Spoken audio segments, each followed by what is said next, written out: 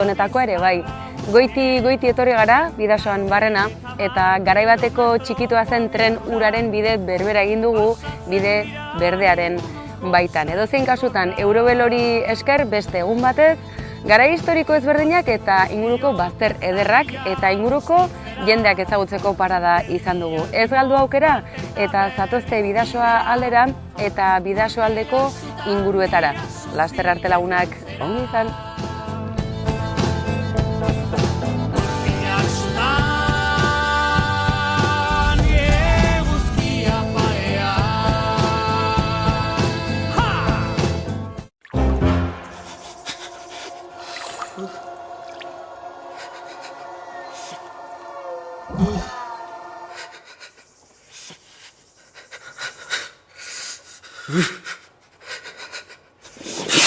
Zaila izango da erabakitzea nork aukeratzen duen zer ikusi. Aldatu Euskaltelera Netflix, Amazon Prime eta Max barne, hilean 45 € ordainduta. Kontratatu 17 berrogeian dendetan eta euskaltel.eusen. Euskaltel, zer nahi duzu bihar?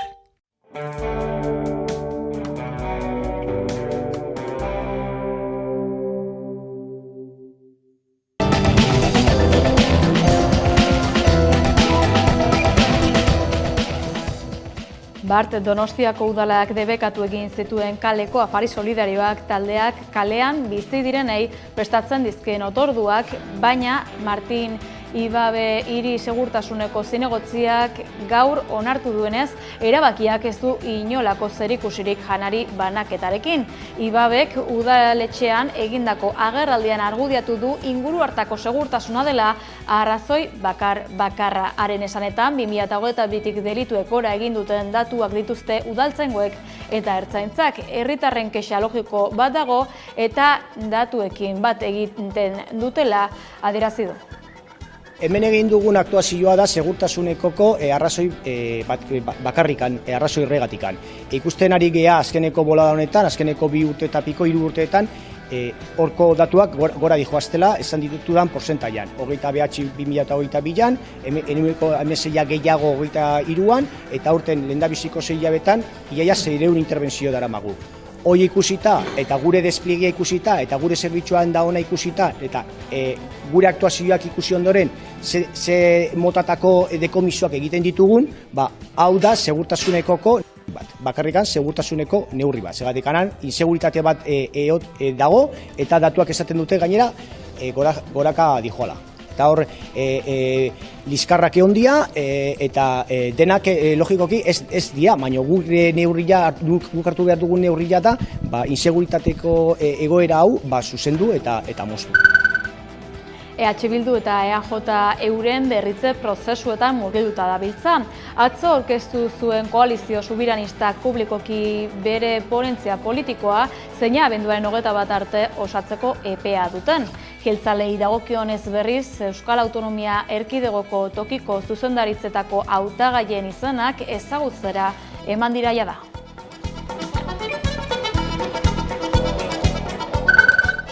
Eusko Legebiltzarrera itzuli da gaur Urdaibain Guggenheim Museoari buruz egin asmo duten eztabaida. EAJ eta PSE alderdien aldeko botoekin Eusko Legebiltzarrak eskaera formala egin die bai Eusko Jaurlaritzari eta bai inplikatutako beste erakundei entzute parte hartze eta eztabaida prozesu bat abiatzeko Busturialdea Urdaibai eskualderako esku hartze plan bat garatze aldera. Legebiltzarrak onartutako testuaren arabera prozesu horretan esplizituki txertatuta egongo da Guggenheim Museoaren bideragarritasunari buruzko eztabaida. Hain zuzen ere, azken esaldian egiten zaio aipamena museo proiektuari. Lehentasunezko jarduera eremutzat jotzen da Urdaibai eta horren testuinguruan Guggenheim Museoaren proiektuaren bideragarritasunari heldu behar zaio.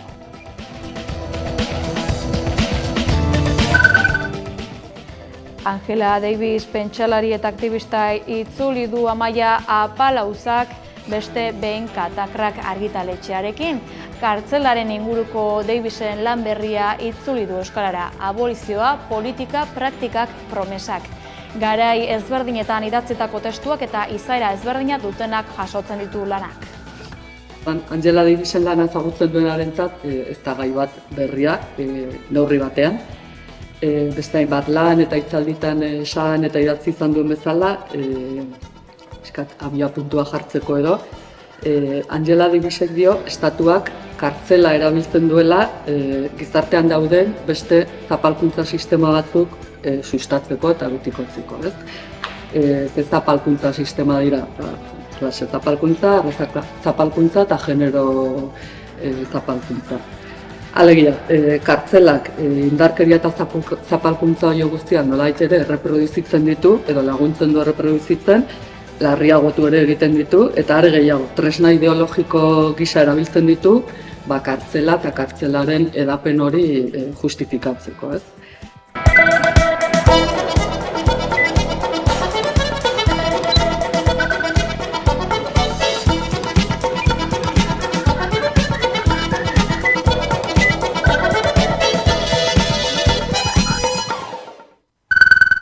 Gabon, deizuela guztioi, atzo arratsaldean aurkeztu zuen EH Bilduk Bilbon bere ponentzia politikoen aurkezpen publikoa.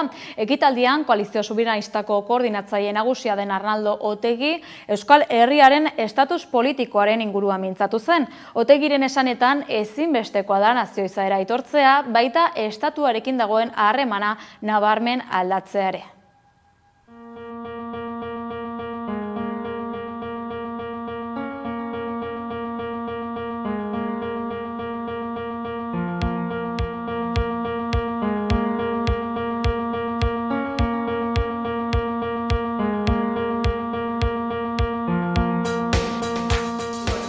Herri proiektu bat, estatus politiko berri bat adosteko, zabala izan behar dela hori, baina bi oinarri horietan oinarritu egin behar dela. Nazio bagara eta jendeak bozkatzen duna errespetatu behar da. Eta zentzu horretan uste dut oso interesgarria den garai historiko batetara heltzen ari garela, eta herri honek aukera hori aprobetxatu behar dula. EAJ-ko lurralde zuzendaritza berrien aukeraketa prozesuaren aferan hautagaitzetarako izen berriak azaleratuz doaz. Hala, Jone Berriozabal, Inigo Ansola eta Maria Eugenia Arrizabalaga izango dira Araba, Bizkaia eta Gipuzkoan alderdiak proposatutako hautagai ofizialak urrenez urren. Hala ere, tokiko asanbladek ere egin dituzte euren proposamenak. Gorka Hurtaran Araban, David Salinas Bizkaian eta Eneko Goia Gipuzkoan hain zuzen ere.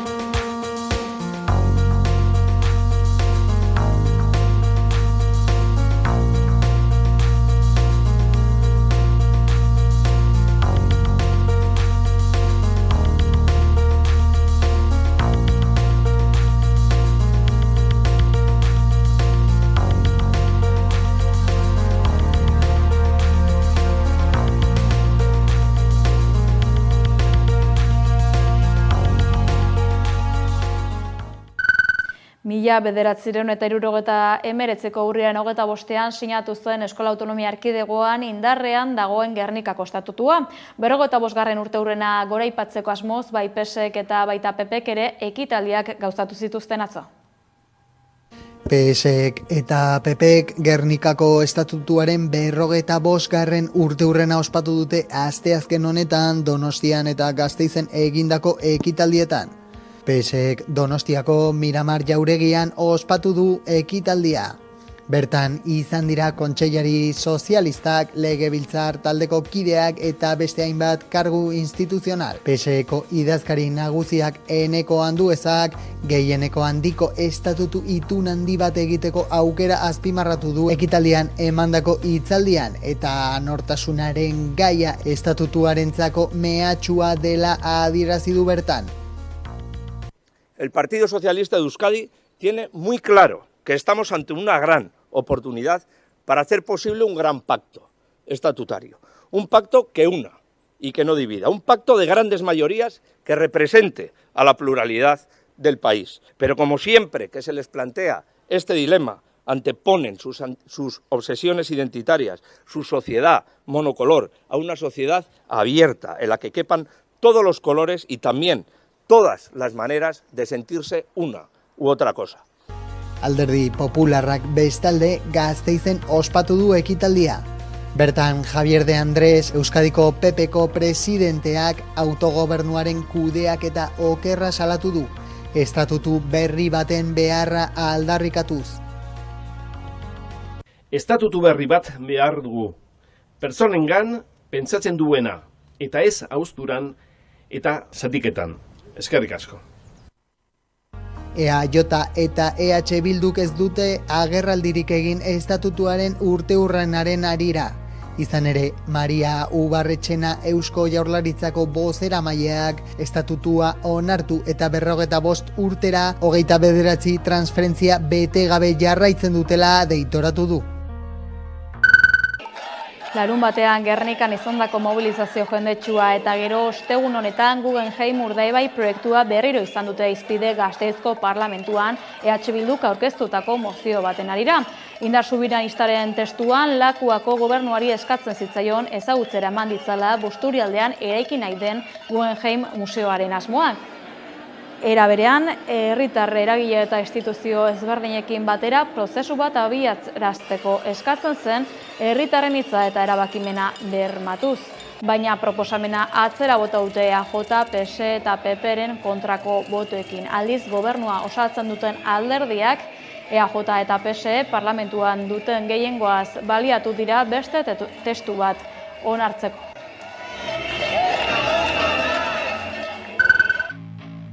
Datorren hilabetean hasiko da 2019an Bilbon boxen aurka gertatutako protesten inguruko epaiketa. Alderdi ultraeskuindarrak atxurin hauteskunde ekitaldi bat gauzatu zuen eta hainbat herritarrek berau gaitzetsi nahi izan zuten. Fiskaltzak 7 eta 14 hilabete arteko espetxe zigorra eskatzen du auziperatuentzat.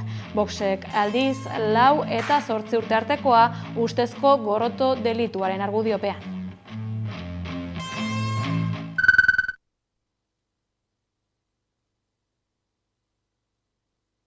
Ernaiko 133 kidek jasotako isunen eta horren harira abiatuko duten epaiketa prozesuaren inguruko xehetasunak eman zituzten atzo goizean Bilbon gazte antolakundeak. Prozesu judizialaren hasiera data ere jakinarazi zuten azaroaren 28an izango da. Eusko Jaurlaritzako Segurtasun Sailaren aurka abiatu duen prozesu judizialaren xehetasunak eman ditu Ernaik asteazken honetan.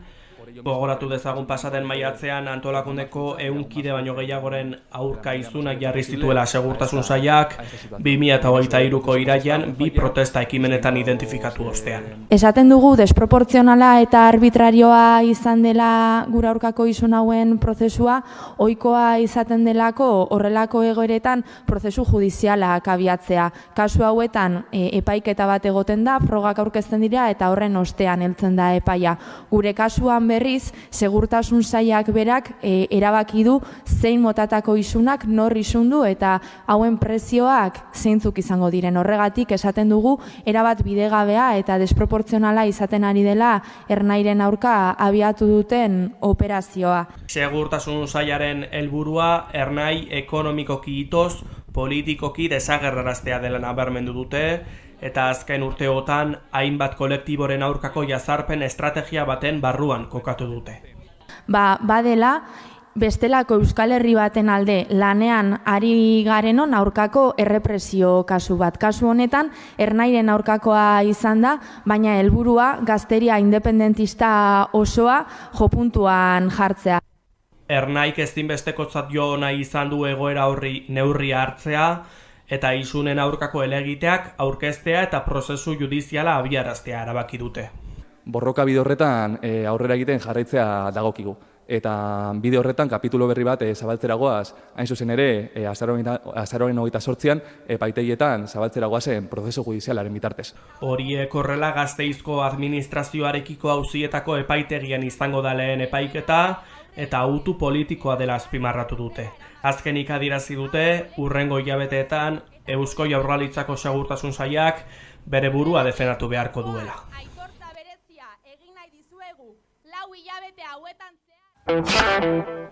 Donostiako udalak debekua ezarri die kaleko afari solidarioak taldeko bolondresei egian. Hala, astelehen gauean herritar talde baten segurtasun eza salatzeko eurek afariak banatzen zituzten tokiaren parean gertatutako iskanbilen ostean ezingo dituzte afari gehiago banatu auzo horretan, bai ordea Amaran eta Alde Zaharrean. Donostiako udalak kaleko afari solidarioak debekatzea erabaki duela salatu dute kaseko kideek. Bart hartu du erabakia udalak eta udaltzaingoaren bidez ahoz jakinarazi zien ekintzaileei. Orain arte udalak baimentazitoa eman digu. Jakin baitzekien afariak ematen genituela eta udalarekin hainbat alditan bildu garelako gaia hitz egiteko. Gaur arte ez digute eragozpenik jarri. Gaur ez dakit zergatik.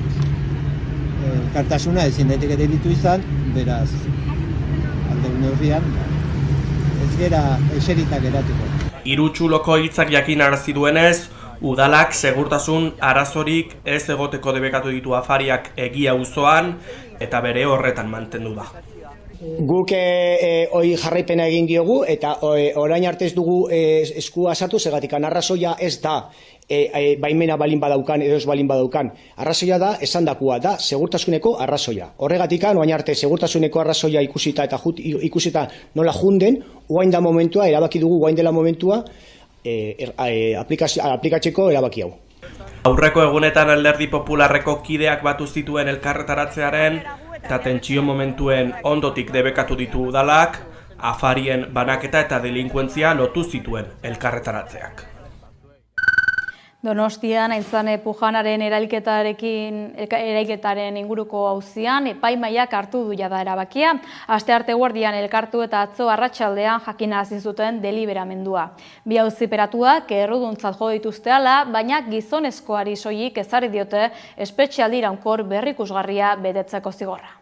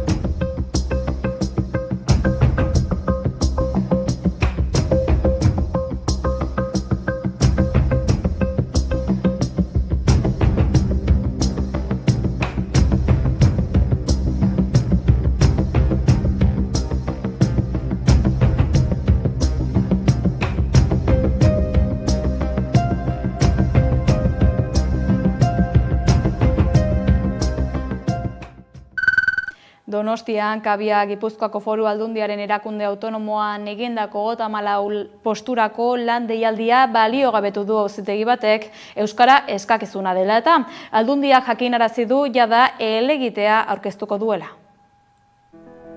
Kabia, Gipuzkoako Foru Aldundiako erakunde autonomoak egindako 34 plaza berriren deialdia bertan behera uzteko agindua eman du Donostiako epaitegiak. Euskara jakiteko beharrezkotasunak enplegu publikoa lortzeko oinarrizko eskubidea urratzen dutela argudiatuz. Donostiako epaitegi batek, Kabia erakundeko hizkuntza eskakizunak neurriz kanpokotzat jo ditu, bi langilek salaketa jarri ostean. Erakundeak B2 zein B1 maila eskatu izan ohi ditu kudeatzen dituen egoitza gehienetan. Horrela, epaileak Kabiak 2022an onartutako 54 zaindari egonkortzeko deialdia baliogabetu du. Epailearen esanetan, euskararen erabilera maximizatzeko lehentasun horrek lan eskubideen urraketa dakar, lanpostu batzuetan hizkuntzak gehiegizko garrantzia duela adieraziz. Erakundeak euskararen aurkako oldarraldi judizialaren baitan kokatu du auzia, hainbat izan direlarik euskararen aurkako sententziak salatzeko egindako mobilizazioak. Besteak beste 2023ko azaroaren 4ean Bilbon egindakoa. Epaileak beraldetik lan deialdian euskara maila jakin bat eskatzea, hizkuntzaren normalizazioa lortzeko modu bakarra ez dela azpimarratu du. mugikortasunarekin, leku aldatzekin edota formakuntzak eskainiz ere hori lortu daitekela aitortuz. Euskara eskakizuna udaltzain berrien erdiei soilik ezarriko die Getxok. EAJak, PSek eta PPek adostu dute 10 udaltzain kontratatzea eta udalak soilik 5 ezarriko die euskara eskakizuna.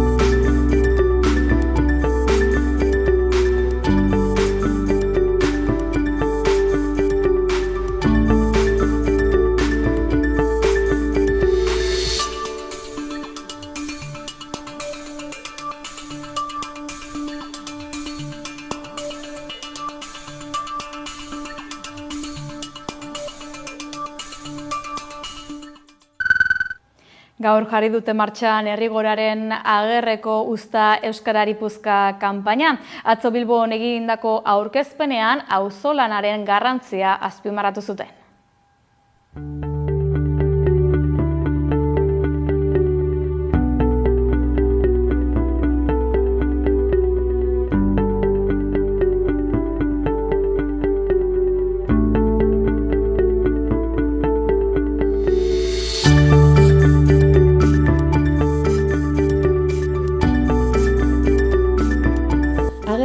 Euskara hasia da loratzen, eta horregatik jarraitu behar dugu ureztatzen, indarrez eta osasunez hasi dadin.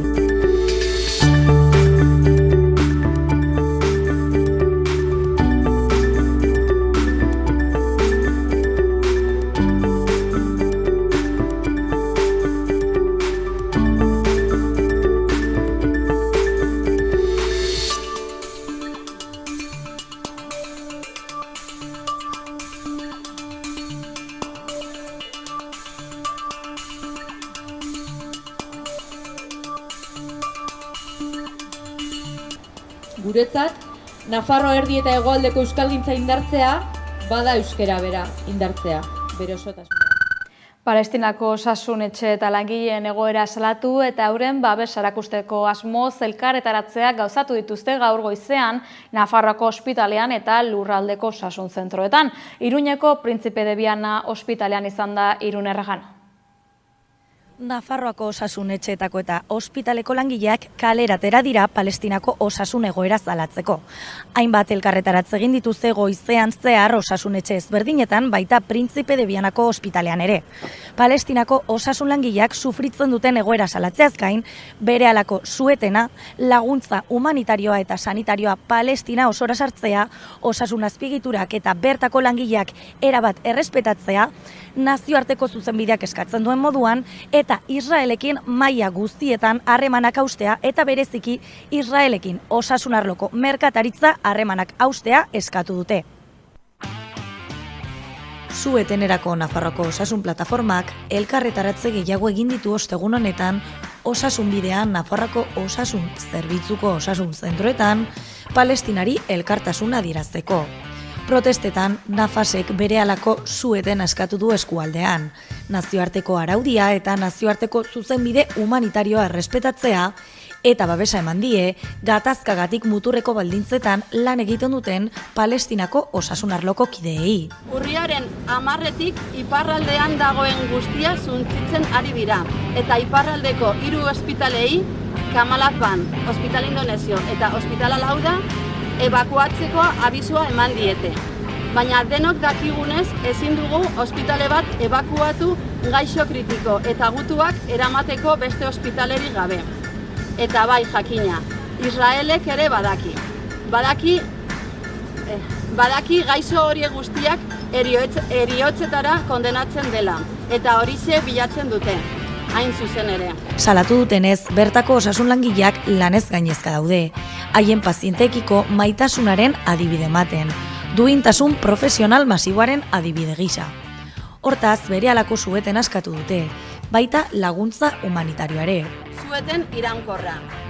Laguntza humanitarioa eta sanitarioa Palestina osora sartzea. Osasun azpegiturak eta bertako langileak erabat errespetatzea, nazioarteko zuzenbideak eskatzen duen moduan. Israelekin maila guztietan harremanak haustea, eta bereziki Israelekin osasun arloko merkataritza harremanak haustea, batez ere Teba markarekin. Azkenik giza eskubideen defentsarekin duen konpromisoa eta gatazkan konponbide baketsu eta bidezkoa lortu arte, elkartasunekintzak egiten jarraitzeko prestasuna berretsi dute.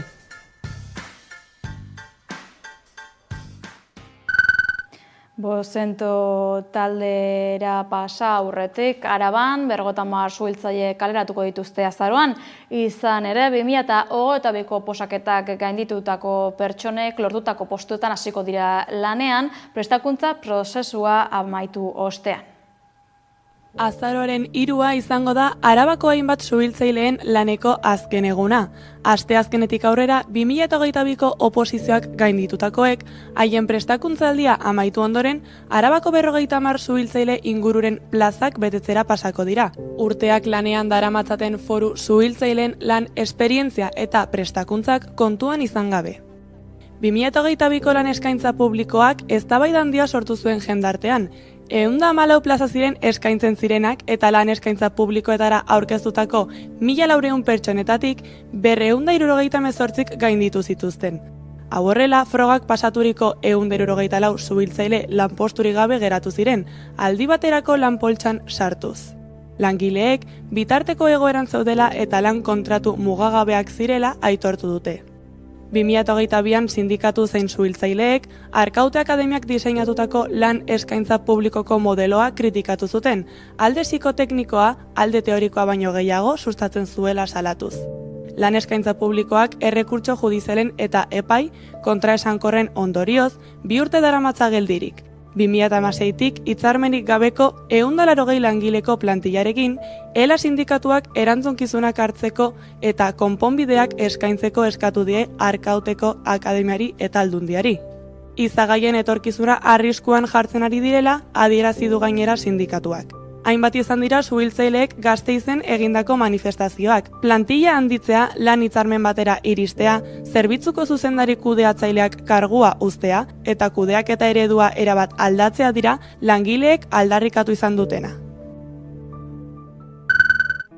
Bozento taldeak Zamudioko errotatiban lanean dabiltzan 70 pertsona kaleratu nahi dituela salatu dutela eta Komisiones Obrera sindikatuek.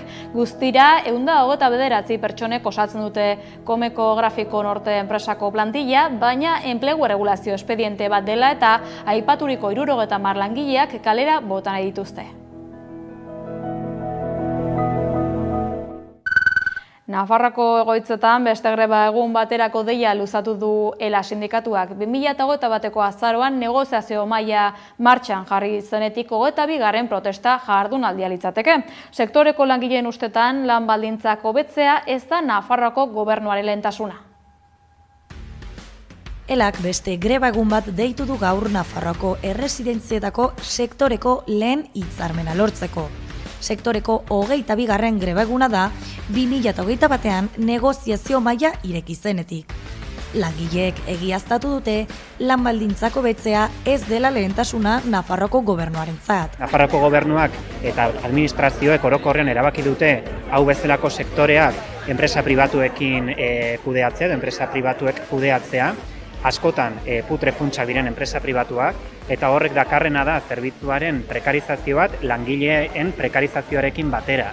Orduan, argi ikusten dugu, hau ere ezin dela izan mantendu daiteken eredu bat, eta horretan Nafarroako gobernuak jarri behar du soluzioa, eta soluzioa partida presupuestariak jartzea da. Sindikatuaren esanetan, klasearen eta generoaren ikuspegitik, beharrezkoa da langileek hilabete bukaerara iristeko baldintzak lortzea eta lanaldi iraunkorrak izatea. Eskatzitugun hobekuntzak batez ere jardunaldiaren ingurukoak, soldataren ingurukoak eta bajetan komplemento ekonomikoa egotearekin doaz lotuak. Ratioak ere hor sartuak daude, baina ratioak Nafarroako gobernuak azaldu digunez, ez dira hitzarmenaren edukia edo ez dira negoziazio eduki bat.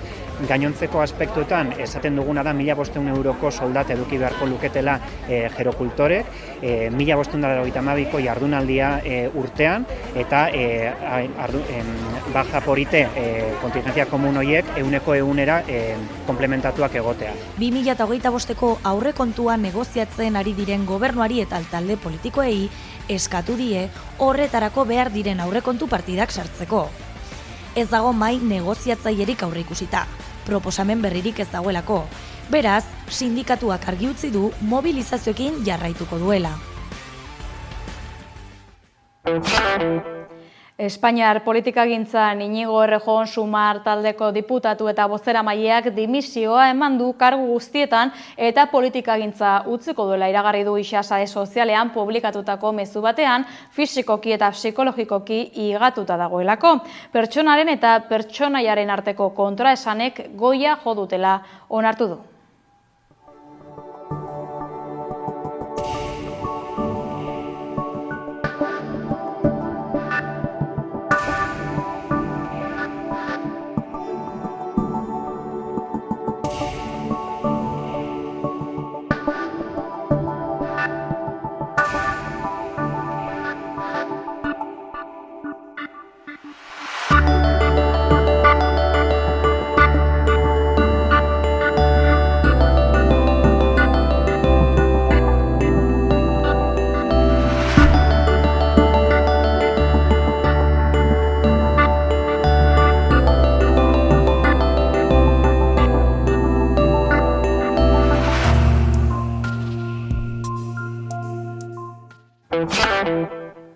Bizitza osoa eman du Angela Davisek feminismoan, arrazakeriaren aurka eta abolizioan borrokan.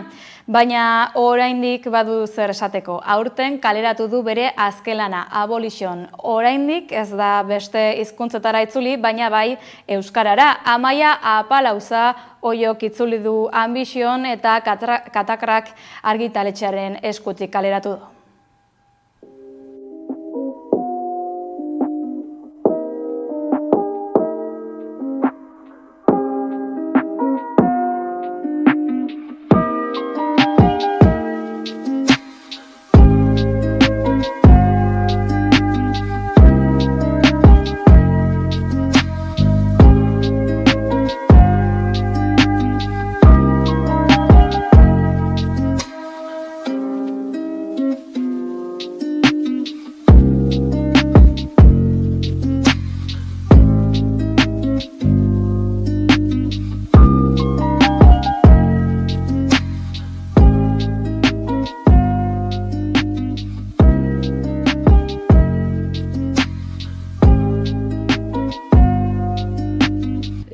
Angela Davisek dio, estatuak kartzela erabiltzen duela gizartean dauden beste zapalkuntza sistema batzuk sustatzeko eta betikotzeko, ez? Ze zapalkuntza sistema dira, klase zapalkuntza, zapalkuntza eta genero zapalkuntza. Alegia, kartzelak indarkeria eta zapalkuntza hori guztiak nolait ere erreproduzitzen ditu, edo laguntzen du erreproduzitzen, larriagotu ere egiten ditu, eta are gehiago, tresna ideologiko gisa erabiltzen ditu, kartzela eta kartzelaren edapen hori justifikatzeko, ez? Donostiara gerturatuko gara gaur goizean aurkeztu baitute Tabakaleran Gabriel Txaile artista argentinarraren inguruko erakusketa. Bertan izan da Udane Arbeo. Tabakalerak erakusketa berria inauguratu du, eginez aldatu ginen izenburupean Gabriel Txaile artista argentinarraren obrak bildu dituzte. Txillidaren mendeurrenean kokatzen da erakusketa hau, batez ere Txailek eskulturak egiten dituelako eta bertan bere nortasuna ikus dezakegu baita zenbait autoerretratu. Gabriel Txaile bera Argentinatik datorren artista gaztea dela esan dezakegu, ez? 40 urte dauzka. Nazioarteko proiektzio handia dauka, naiz eta gaztea izan, batez ere orain dela 2 urte Veneziako Bienalean horrelako eskultura monumental hauek aurkeztu zituen eta arrakasta handia izan zuen, oihartzun handia izan zuen eta horrela eman zuen bere burua eta bere lana ezagutzera. Hainbat mendizaleren pasarteak bildu ditu Carlos Aretxabaletak Izarrak eta Aitzak liburuan, idazlearekin izan da Xabi Ealo.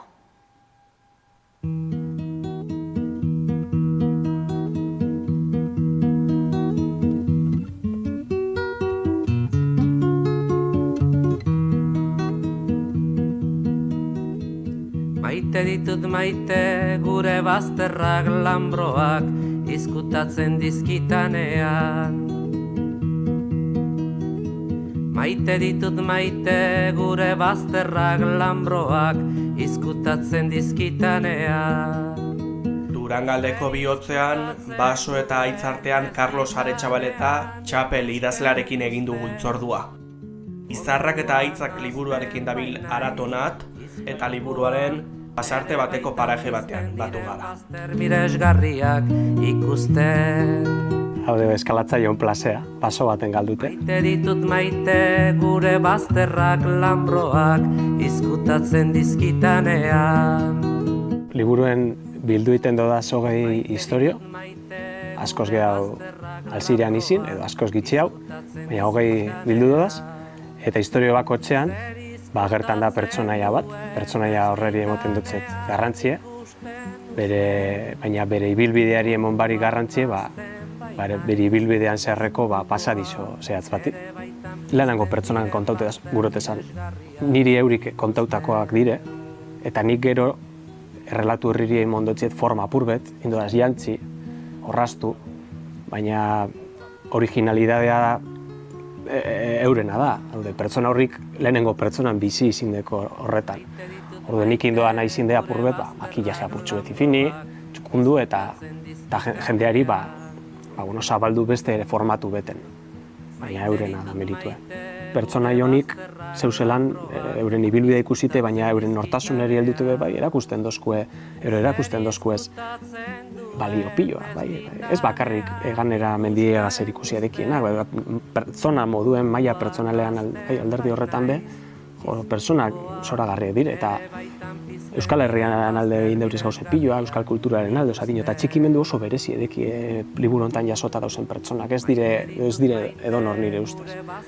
Orduen nik uste dut hor, pertsona batzuk ibili nauzen komila artean, amu moduen, euren ibilbidea txalotzeko modukoa da, baina euren izenape garrantzitsu dire eta derrigorrean egon behar ziren hemen, ezta? Gero bada oso pertsona interesgarriek ez ezagunek direanak, eta ostras, gauze asko deki ez esateko. Hor jason eusen bebai. Errelato horien protagonistak Edurne Pasaban, Pou Anaiak, Oiana Azkorbe Beitia edota Alberto Iñurrategi dira besteak beste, euren istorioetan murgildu da idazlea, euren bizitza eraikituten pasadizoetan. Beharrizin bat erantzun behar izin nontzela, eta beharrizin hori izan, noroa zer gurok idatzi, zer inguruan gurok idatzi, nondik gurok tiritu, eta neure buru esan nontzen, gurok idatzi, maite doan horren inguruen. Behar bada, esan lehi, igual, literatura erotikoan apurbet jaioa nintzela, jaioa dinot, etxata okurri duten beste adjetibo hori zentzu horretan, eskaladan igualen nazain jaioa, baina igual literatura erotikoan apurtxu bet nintzen.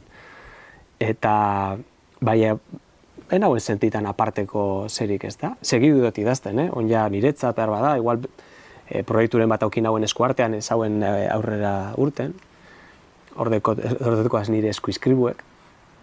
Nosea peinen zeuzel publiketan dut, baina gure nauen idatzi benetan betetan induan gauze baten inguruen. Eta, hau da dena, eta holango lekuetan burue martxan ifinten da. Haude eskaletan ibilten gara, baina gero gure kontuek eta pentsetako aukera aukiten dugu. Eta holango lekuetan holango ideiek mamurtuten dire eta etorten jakuz. Da orduen egun baten, esan nauen, guztau iten jata piloa eskaletea, guztetan jata piloa mendie, oingoan segaitik ez idatzi mendie edo eskaladan ganean. Eta nik esan, baina nik igual ez teko gauzan dire kontetako, ez da? Neko jaioa ez dakit nazen edo, baina aleginduko naz, dinot Euskal Herri mailan erreferentziak direan edo izin direan pertsona horriri galdetuten. Erronka hori jarri zion txapelek bere buruari, ateak jo eta baiezkoak, ezezkoak baino gehiago jaso ditu. asko behar bada lehenango gauzea, eta batzuek onartute ganera. Zer lehenango gauzea izin zen interneten begitu. Eta nor da hau? Txapel. Carlos Aretxabal eta Txapel. Eta bueno, pentsetan dut, igual nire aurretik eineko ibilbideak sineskortasune motzela purbete handi edo txikia izin arren, baina motzela sineskortasune proiektueri, eta orduan jendeak apostu izagoen, bueno, edo beste batzuek ez, kalabazek behi jaso dudaz. Baina kalabazen aurrean be, nik ulertuten hauen, haude, nor naz ni, inoren atea joteko, eta pertsona horri sekretu jasoteko, izkiriatuteko paperean, politizin da igual. Hainbat helbururekin hasi zuen Carlosek mendi literaturaren ibilbidea. Pertsona horrin kontau beharrekoak jasoteko. Hori izan lehenengo bat. Haude, torten jatazan burure pertsona batzuen pasadixoak, asko eta asko itxi dudaz jarzo barik, peneagaz, badinotzut, gureko neuke liburu askoz bezabalagoa izin deiten, eta esaten hauen, honik historiak egon behar dire jasota, haude, mendik eta 20 urtera honik errelatuak lehiute izin behar polite. Ez nigaitik, dino, edo akordazo, ez da, akordazo itea jendeari, ostras, akordetan jatzu honek zelan izan.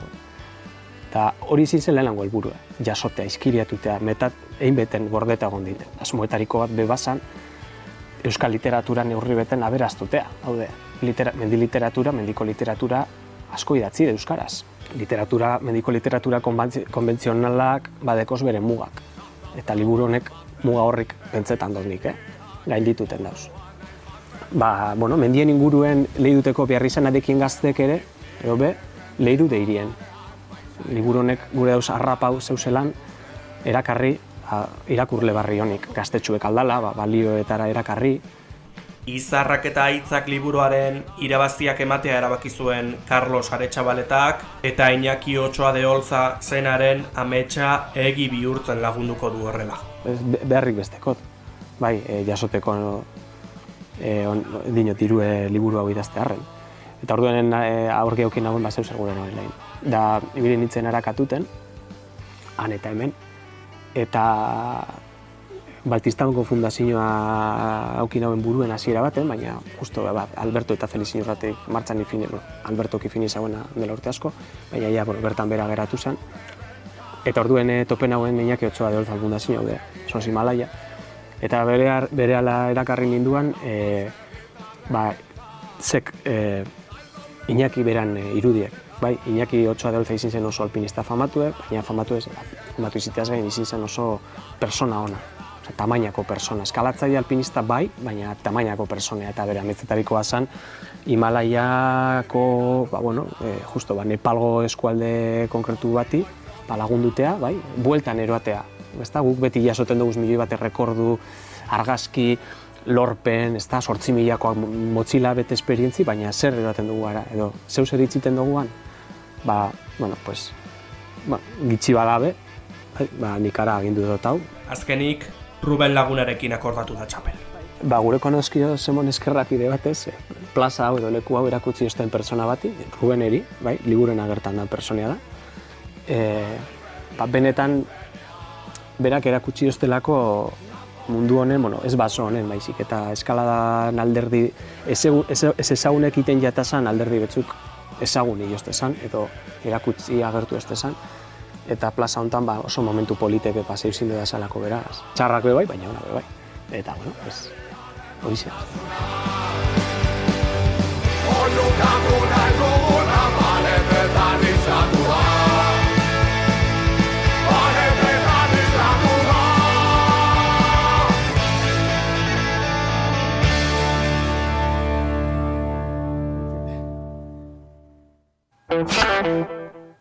Besterik ez gure aldetik informazio gehiagorako sartu ameka.eu satarian edo kuskusiatu gure sare sozialak. Asteburuko proposamen batekin agurtuko gara. Musika bizian jaialdia ospatuko da Galdakaon. Asteburuna pasa. 10 urte beteko ditu aurte musika bizian Galdakaoko musika jaialdiak. Beste urte batez munduko plaza bihurtuko da Galdakao datozen urriaren 25 eta 26an. Jaialdia hitz egiteko gurean dugu Unai Zabala, Andra Mari dantza taldeko presidentea. Ongi etorri Unai. Eskerrik asko, ongi etorri. Bai, ongi etorri zuri ere, esan bezala.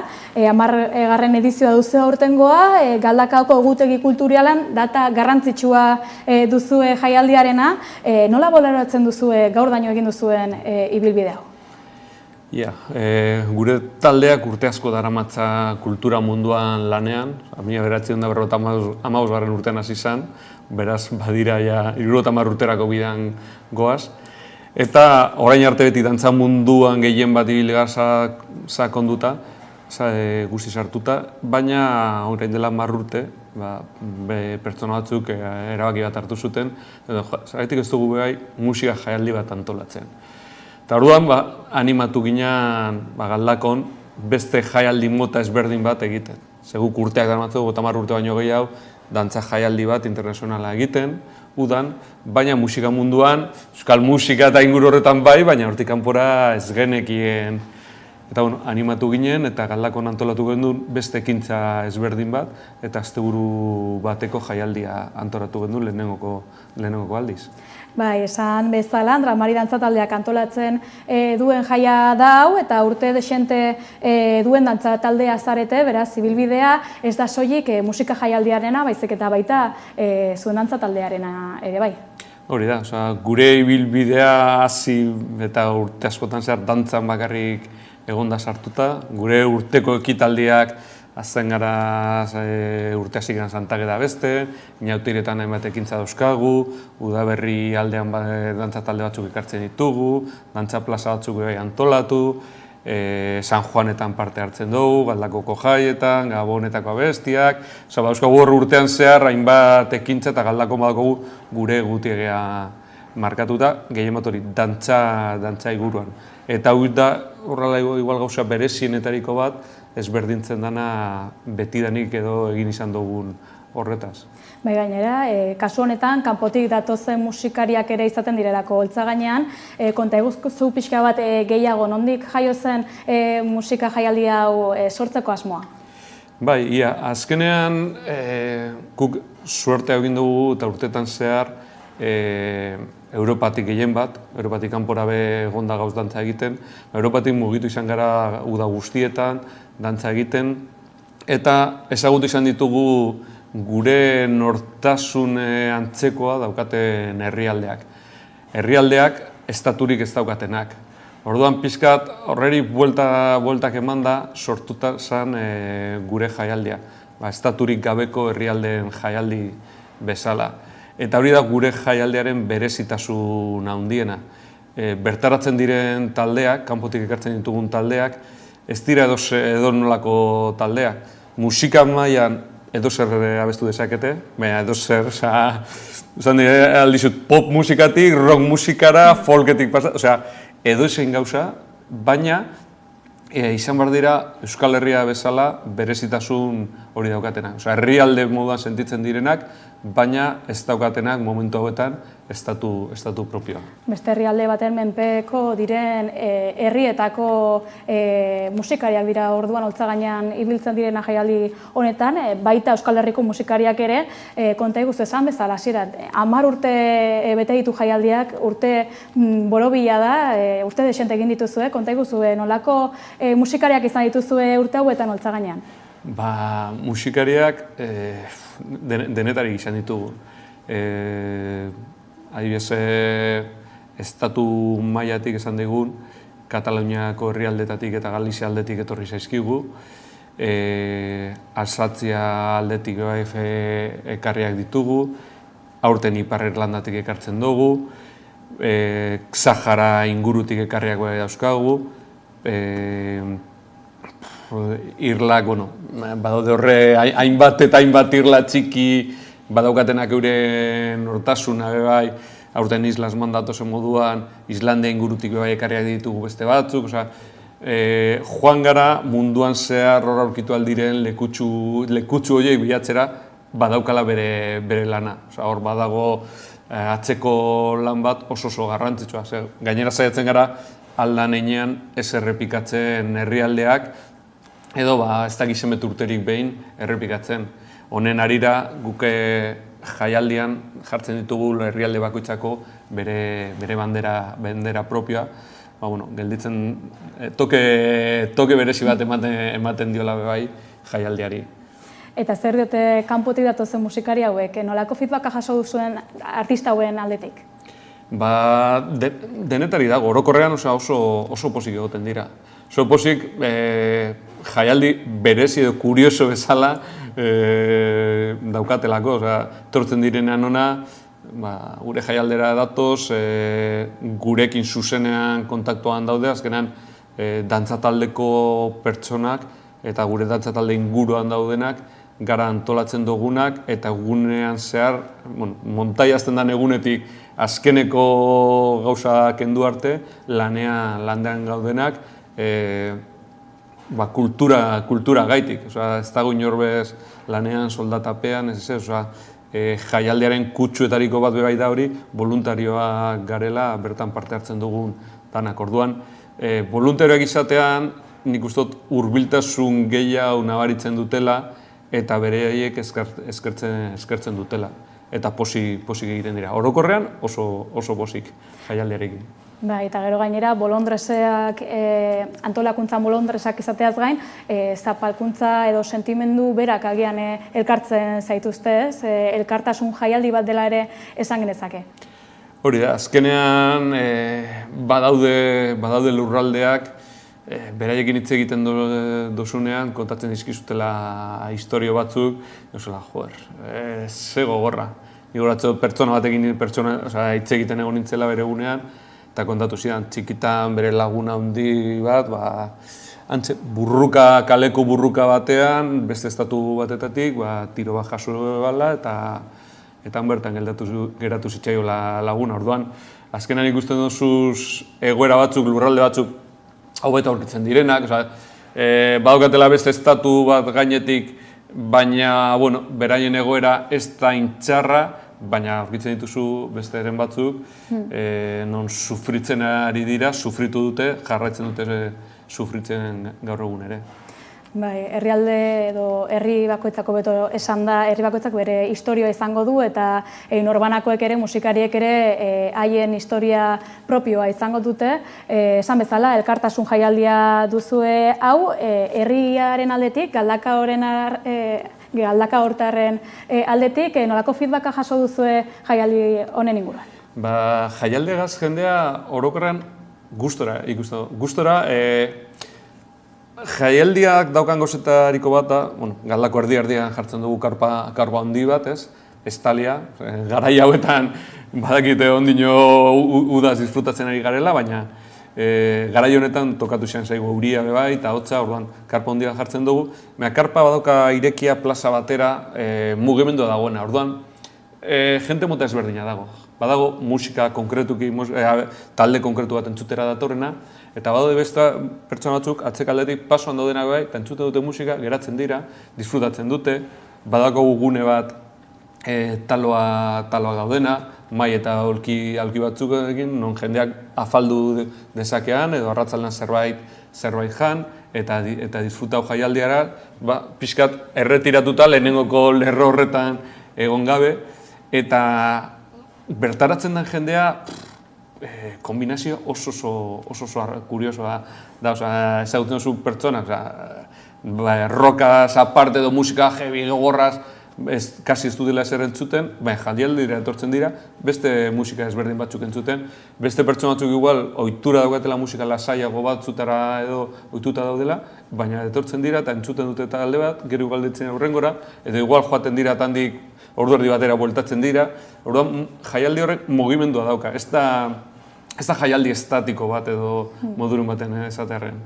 Kuriositateak agian bultzatzen du jendea holtzan hor dagoen ikustera, ez da? Bai, azkenean arratsalde guztian zehar soinu frogak daude. Orduan ja, inguru guztian badago burrumba bat edo entzuten da mugimendua dagola. Normalean, arratsaldetan bai, inguruti dauden umeak, plaza bat danez, sartzen dira bai, ikusteko ia zer gertatzen den, ze mugimendu dagoen. Eta, horrek herrian sortzen du jendeak modu ezberdinetara, soinu froga bakarrik entzun nahi dituenak, gero berandoan kontzertutara etorri nahi duena, eta beste giro batez disfrutau, mugimentua dago eta jendea gustora. Janedanarekin gainera, nola ez. Eta, aurtengo jaialdia urriaren 25 eta 26an antolatu duzue. Konta eguzue nor izango daen holtza gainean, zer antolatu duzuen, azaldu guzu. Bai, jaialdia 25 ostirala azten da. Jaialdia azten dugu taberna ibiltariarekin, Galdakoko kaletatik joaten dira jotzen eta jendea beraiekin parte hartzen dute, abesten dute. Azkeneko abestiak karpara etortzen dira eta gurekin batera hankarpa barnea jendez betetzen da eta bertan abesten ditugu. Eta esan digun, beraiek amaitzen dutenean azten dira kontzertuak. Orduan, ostiralean bertan, lehenengoko kontzertua, Iparra Irlandatik, Brian Finnegan dator, musikari ezaguna eta oso ona, berak kontzertua berarekin hasiko ditugu, bere ondoren euskal talde bat izango dugu, Tapia eta Leturia etorriko dira, Tapia eta Leturia ez dakit nik askorik izan behar dugun, hainbeste urte daramate, gure gurasoak, gure semeek, danek ezagutzen ditugu. Jaialdia ostiraleko partean hori izango litzateke, eta gero larun batean jaialdiarekin elkartuta Lutier azoka bat antolatzen dugu. Orduan, larun bat goizean, 12-tatik ordu biterdietara inguruan edo, karparen barnean, hainbat postu jartzen ditugu, eta bertan Euskal Herritik eta Euskal Herritik kanporako Lutierrak etortzen dira, eta bertan beraik egiten dituzten instrumentuak eta erakusten dizkigute. Guk dantza taldean dauzkagun instrumentuen erakusketa bat egiten dugu, eta badago pertsona bat egiten duena da umeekin, praktikatzen, umei erakusten die instrumentotxoak egiten. Bai, panderetatxo bat, edo horrelako instrumento errezak, ez dakit esan daigun kaleko gauzekin edo, umeak bai pixkat parte hartzeko eta sentitzeko bertako parte, eta bertan Lutierra bai soinu, euren instrumentuen froga batzuk eta egiten dituzte, jendea bizitan dagoen bitartean, entzuteko beste instrumentu ezberdin batzuk, edo normalean hemen ez ditugunak entzungo. Nazioartetik ere datoz orduan Lutierrak, ezta? Bai. Taierrak ere badaude aurrentzat, eta bertan dagoen lana ere handia izango da, orduan bada ikusteko zerbait, ala ere larun batean urriako 26an kontzertuak ere egingo dituzu, ez? Bai, hori da, orduan urriako 26an azoka dauen bitartean, Galdakoko kaletik Galiziako txaranga bat jotzen ibiliko da, Adlibidun Galdakoko txistu banda ere ibiliko da, eta arratzaldean, berriro ostiralean bezala, lehenengo eta behin jendea izartzeko edo, elektrotxaranka bat ibiliko da Galdakoko kaletatik zehar, eta gero gau partean, beraiek amaitzen dutenean, kontzertuak hasiko dira. Kontzertuetan, Manu Artetik etorriko zaigun talde bat daukagu, eta Kataluniar herrialdetatik bai datorren beste talde bat. Eta amaitzeko 3. talde moduan Euskal Herriko Leiotikan. Ostiraletan 2 kontzertu izaten dira gauetan, eta larun batetan 3 kontzertu izaten dira. Karpa aipatu dugu behin baino gehiagotan, baina non dago kokatu da karpa hau? Karpa hau Galdako erdi-erdian dago. Udaletxetik hurbil, Iturrondo plazan dago. Karpa handia da, azkenean, hainbat ekintza egiten direnez barnean, beharrezko da, eta karpa irekita dago plazara, beraz, nahi izan ezkero, plazan ondoan egon zaitezke, zerbait hartzen, lagunekin hitz egiten edan lakoa, kontzertu entzuten dozun bitartean, edo barnean, nahi duzu, talo gozo bat jaten. Gero ezin hobea izango duzue zalantzarik gabe, kalez kale ere musika ibiltaria izango duzue hasieratik amaieraraino, eta azkenik zer nahiko zenuke azpimarratu jaialdi honen inguruan, zer esango zenieke ikusentzunei? Animatzeko etortzera, animatzeko ez egoteko itxaroten nolan musika konkretu batera bakarrik nijoa. Ez preste egoteko belarriak irekita, eta edozein musika mota entzuteko prest. Kontzertu batetik bestera aldaketa ikeragarria izan daitekela. Leku eta giro on batean lagunekin etortzeko oso egokia dela gure jaialdia. Ondo pasa eta ikasteko aukera paregabea izango da beraz Unai, mila esker musika bizian jaialdiaren 10. edizio hau aurkeztearren eta ondo pasa. Mila esker zuei.